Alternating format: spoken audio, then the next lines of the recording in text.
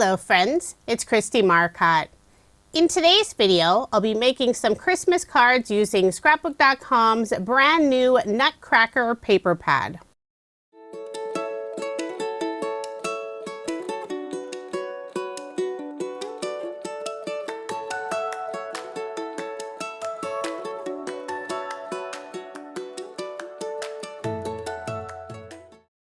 Scrapbook.com just released their new Nutcracker pattern paper. It's available in 6x8 and A2 size. In addition to the paper pad, I'll also be using their brand new Season's Greetings stamps and coordinating dies. And if you're interested in the new collection or any products I use in this video, I do have links in the description box below. So let's go ahead and get started with card design number 1. I will be using some card sketches for inspiration. The first sketch is from Freshly Made Sketches. It's number 661. I selected 2 pattern papers using the tone-on-tone pattern for the background. On the card sketch, you could add 4 different pattern papers or cardstock. I'm only using the 1 pattern paper, and I'll divide it using some of the solid red pattern paper. I put double-sided adhesive tape on the back of the 2 strips, and I'll adhere them on that background panel so it'll look like ribbon wrapped around a present. A couple of the strips I cut a tiny bit longer. I simply flipped over the panel, used a pair of scissors, and trimmed off the extra. Now I'll put adhesive on the back. I'm using Scrapbook.com's Deluxe Adhesive Roller. I'll layer it on the light green tone-on-tone pattern paper, put more adhesive on the back, and add my card front onto a card base. I'll be adding a bow die cut, and I'm using Pretty Pink Posh's bow die set. And for a sentiment, I'm using Scrapbook.com's Holly Jolly die set. I've already gone ahead and die cut out all of the pieces, and I have them in one of Scrapbook.com's stack and sort trays. Most of the sentiment is one piece except for the tiny heart to dot the J. I used the dark green solid pattern paper that's included in the Nutcracker paper pad, and for that background shadow piece, I used more of the light green tone-on-tone pattern paper. The heart is super tiny, so I'll first add a drop of Artiste glue and pick up the heart die cut using the wax tip end of Scrapbook.com's Craft Pro Pick tool. Now I'll assemble the bow, and there are 3 pieces, so it's super easy to put together. Once I have the sentiment and the bow all assembled, I'll flip them over, and I am popping them up using foam dimension. I have the small foam squares in the 1mm thickness, and these are from Scrapbook.com. There are other foam shapes available, but I tend to reach for the small squares the most, and also the foam roll. The 1mm is my favorite, but if you like more dimension on your cards, their foam is also available in 2mm and 3mm thicknesses. Once I have good coverage on the back, I'll remove the release paper, add the bow at that cross point of the red ribbon. Then I'll add the sentiment on the right side. I'm keeping this card very simple. I love the fun design. So there is my finished card, and since I tend to make multiples of the same card, I did make 2. For card design number 2, the card sketch is from Mojo Monday. This is sketch number 143. And if you are interested in any of the sketches I show in this video, I do share that information on my coordinating blog post. The link is in the description box below, or you can simply head over to KristieMarcotte.com. For the featured pattern paper, selected this lovely design with red berries, foliage, and holly leaves. I'll layer that piece on some of the solid red pattern paper.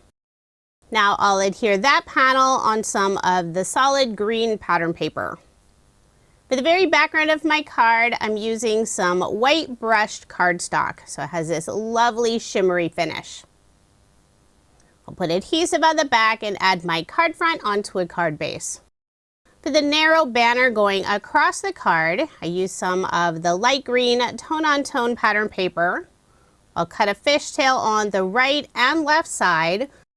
And I'm using Scrapbook.com's EasyGrip Ergonomic scissors. They're super sharp, great for fussy cutting or detail work. Just make sure to put that cover on so you don't accidentally stab yourself with that sharp tip.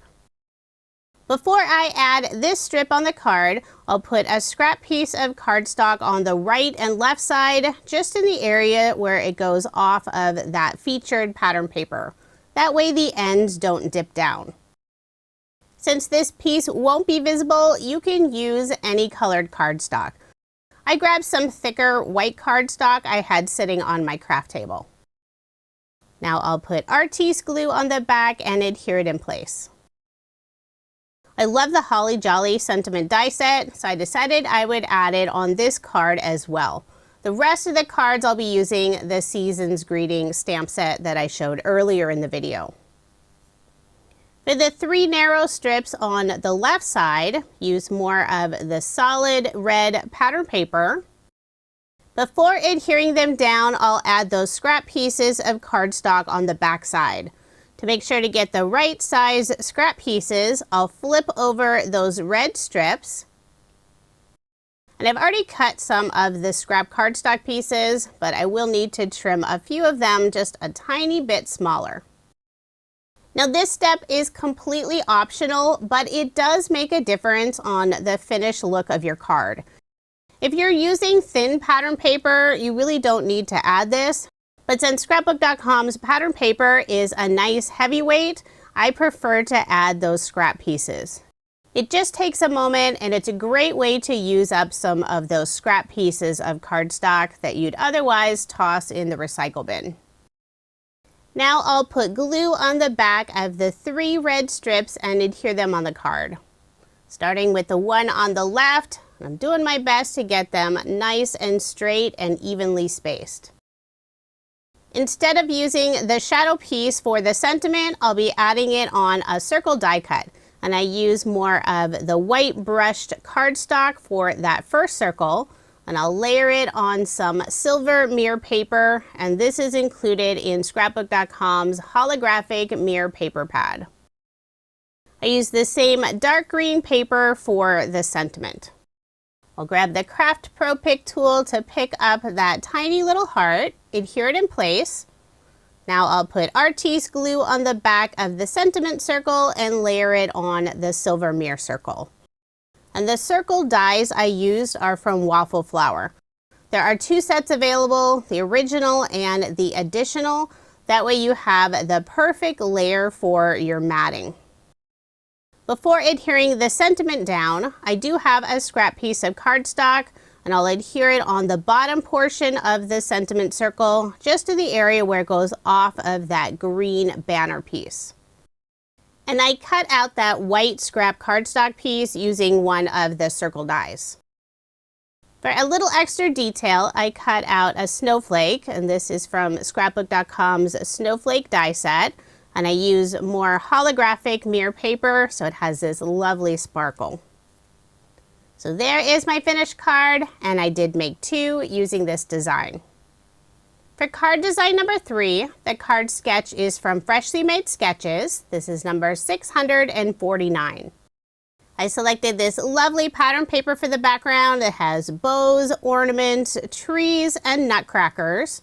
I'll layer it on some pink cardstock, and this pink color is included in the Jewel Smooth cardstock paper pad. For the narrow strips that go across the card, using this soft peach pattern paper that's included in the Nutcracker paper pad. On top of that, I'll add a strip of the light green tone-on-tone pattern paper, and I'll layer both of those on some gold mirror paper.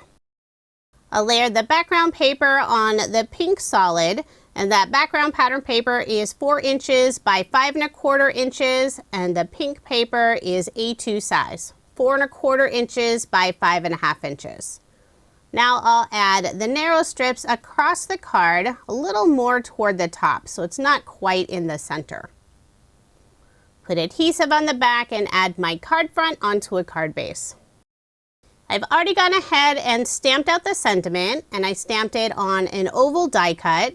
The ovals are from Waffle flour, same as the circles. They have 2 different sets, so you can get that perfect matted layer. I'll adhere the 2 ovals together, and here's a look at the oval die sets I'm using. And these are available at scrapbook.com. Before adhering the sentiment down, I will put some foam dimension just on the top area of the oval, using the small foam squares in the 1 millimeter thickness. On the bottom, I'll add Artiste glue. On the card sketch, it has this fun hexagon shape. I'm substituting the oval since I don't have a die set in that specific shape. That's the fun thing about card sketches. You can follow them exactly, or you can change up the design for what works best for you. I've already stamped and cut out a little pink bow, and this bow image is included on the Season's Greetings stamp set. I'll put glue on the back and adhere it underneath the Merry Christmas sentiment. Using a small scrap piece of the pink cardstock, I'll cut a banner. First cut a fishtail on the bottom, then cut the right side in slightly at an angle, flip it over and do the same thing on the other side. Then I'll adhere the whimsical banner in the upper left-hand corner. For embellishments, I'm adding some gold pearls, and these are from Pinkfresh Studio. I have them stored in scrapbook.com's embellishment jar set. This is the larger jar size. I'll first add a small drop of Artiste glue, pick up the gold pearls using the wax tip end of scrapbook.com's Craft Pro Pick tool. I think this set includes 4 different sizes. I'll put the 2 smaller sizes on the banner in the upper left-hand corner and the 3 smaller sizes in the lower right-hand corner underneath the sentiment. So there is my finished card, and I did make 2 using this design. So fun to have some non-traditional Christmas colors along with the traditional colors in this paper pad. For card design number 4, I've already die cut out this background. I used a die set from Pretty Pink Posh. It's the Pure Snowflakes. I'm adding a lovely shimmer to the background using Tim Holtz Distress Spritz. This is the Saltwater Taffy color. It has this lovely rose gold look to it. I will set that panel aside to dry. Here's a quick look at the die set I use for the background. I'll be adding 3 tree die cuts. I use scrapbook.com's nested tree die set and some pattern paper from the Nutcracker collection.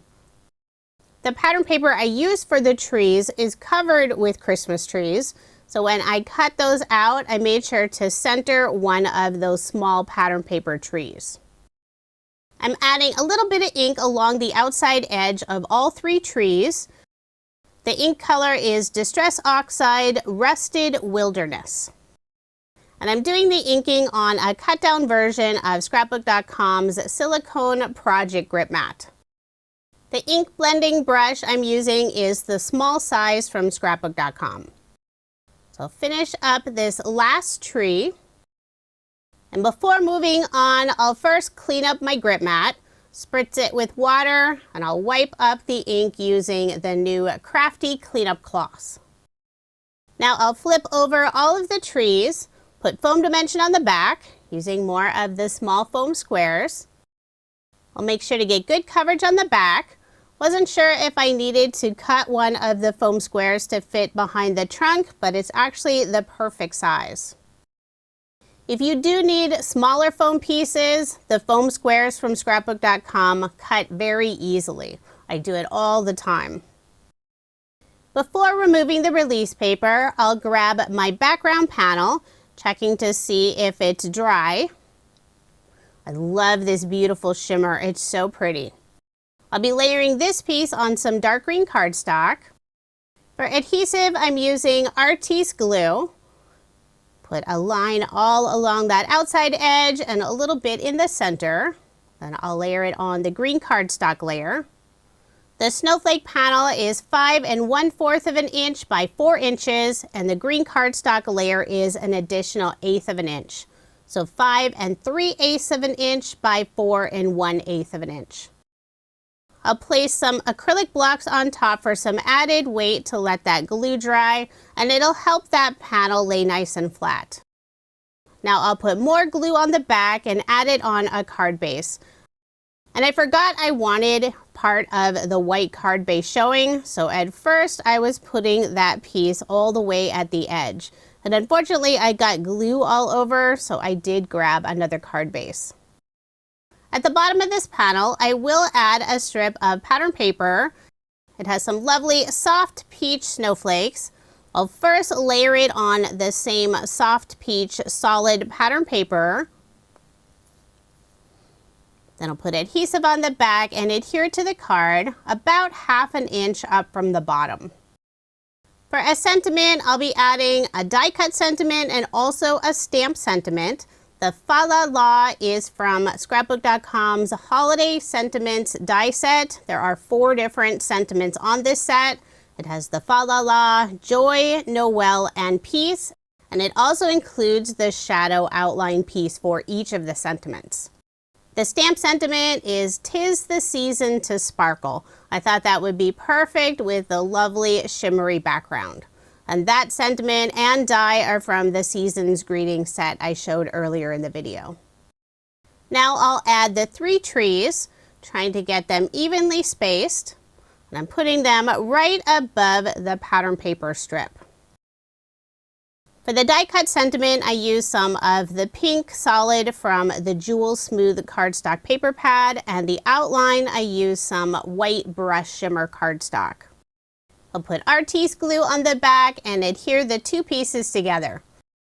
I love when the sentiment die sets include the shadow piece. It really helps the sentiment stand out against the background. I'll be adding this sentiment on top of some of the trees. So I will put foam dimension on the back just in the areas where it doesn't sit on the trees. So the top of the F and the L's, I'll add some glue. I'll remove the release paper, put Artiste glue in those other areas, and adhere the sentiment in place. Now I'll add the stamp sentiment, put glue on the back and adhere it underneath the Fa La La, more on the right side. For a little more sparkle, I'm putting a tiny star on the top of each of the trees. The star die is from Scrapbook.com's Pumpkin House die set. And the paper I use is the Mixed Metals glitter paper from Scrapbook.com. Put just a tiny bit of glue on the back and adhere each of the stars in place. It has more of that lovely rose gold look, so it matches beautifully with the background.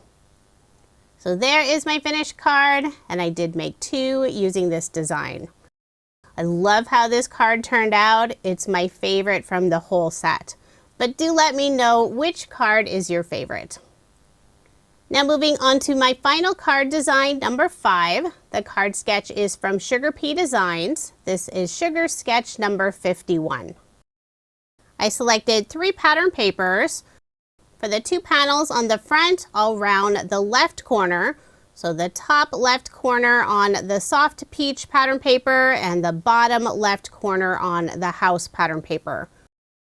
I used a corner chomper, the 1/4 rounded corner size. And I'll also round the 2 left corners for the green cardstock layer. And this green color is also included in the Jewel Smooth cardstock paper pad. I'll put adhesive on the back, add this panel on the white and polka dot pattern paper, layer it on some of the dark green solid, add more adhesive on the back, and put my card front onto a card base. For the narrow strip at the bottom of the card, using some of the red solid pattern paper, I'll cut the left side at an angle, following the design on the card sketch. Put adhesive on the back and adhere it in place. And the very right side of that strip will go off the edge of the house pattern paper. For a sentiment, I've already stamped and cut out Merry Christmas, and this is from the Season's Greeting stamp and coordinating die set. Using the die, I cut out another piece from some glossy cardstock. This is the pastel cardstock from Scrapbook.com. I'll layer the two pieces together, offsetting them slightly so you can see that lovely green glossy shine underneath and on the left side. Since this is glossy cardstock, I like to use some additional adhesive, so I put some clear double-sided adhesive tape on the back and also Artis glue. I will pop them up using more foam dimension of the small foam squares. Remove the release paper and add the sentiment right above that red strip at the bottom of the card. Using a small scrap piece of the green solid, I'll cut a whimsical banner and adhere it in the upper left-hand corner. I first cut a fishtail on the bottom that I'll cut the right side in slightly at an angle, flip it over and do the same thing on the other side. And I'll adhere that in place with Artis glue. For embellishments, I'm adding some clear crystals, and these are from Paper Rose Studio. I'll put 2 crystals in the upper left-hand corner and 3 around the sentiment. I poured out a small amount of the crystals in the stack and sort tray. That way it's easier to select the different sizes.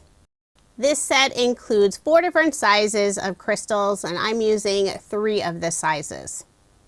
So there is my finished card, and I did make 2 using this design.